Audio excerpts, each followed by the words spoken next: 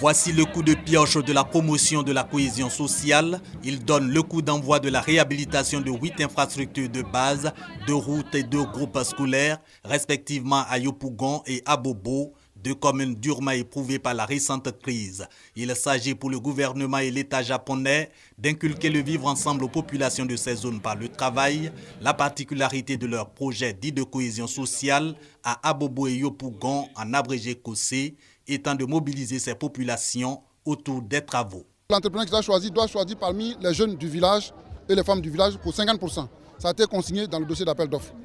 Fort de sa haute technologie et du savoir-faire des experts dont il dispose, le Japon pense pouvoir contribuer à la paix et à la stabilité en Côte d'Ivoire. Outre le rapprochement par le travail, les populations vont améliorer leur aptitude professionnelle dans le domaine des travaux publics et du bâtiment. Des opportunités qui achèvent de convaincre le ministre d'État Ahmed Bakayoko à l'idée que le Kossé est gage de paix durable et de développement. La guerre arrive parce que les gens souvent souffrent trop. La guerre arrive parce qu'il y a trop de pauvreté, parce qu'il n'y a pas d'instruction.